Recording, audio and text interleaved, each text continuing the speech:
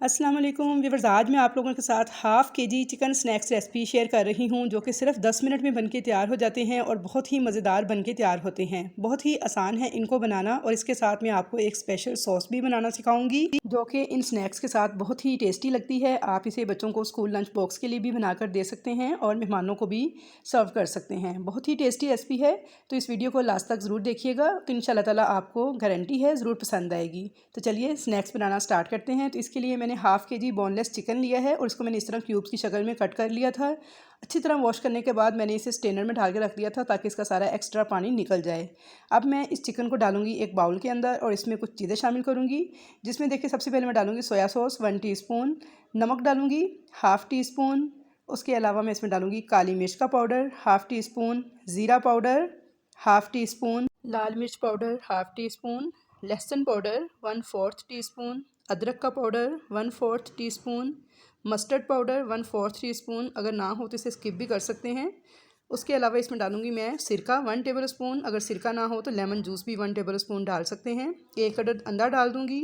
साथ ही मैं इसमें डालूंगी कॉर्नफ्लोर 1.5 खाने का चम्मच भर के, मैदा डालूंगी 2 टेबल स्पून यानी 2 खाने के चम्मच। साथ ही मैं इसके अंदर डाल दूंगी baking powder half teaspoon. इन तमाम चीज़ों को अच्छी तरह से मिक्स कर लूँगी और 10 मिनट के लिए मैं इसको मैरिनेट करूँगी। और अगर आपके पास टाइम ज़्यादा हो तो आप इन्हें 15 से 20 मिनट तक भी फ्रिज में रख के मैरिनेट कर सकते हैं। तो चलिए जब तक हमारी चिकन की मैरिनेशन हो रही है तब तक हम एक स्पेशल सॉस तैयार कर लेते हैं जो कि इन स्नैक्स के साथ बेहद लाजवाब लगती है। तो बहुत ही आसान है इस सॉस को बनाना। यहाँ पर मैंने 4 टेबल स्पून केचप ली है।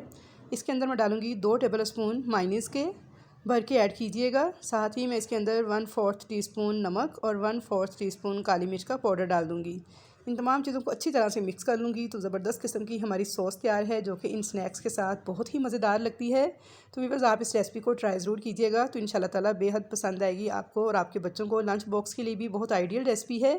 तो जब आप इसे ट्राई करें तो मुझे फ़ीडबैक ज़रूर दीजिएगा कमेंट्स बॉक्स में। तो यहाँ पे देखिए सॉस हमारी रेडी हो चुकी है और चिकन भी मैरिनेट हो चुका है।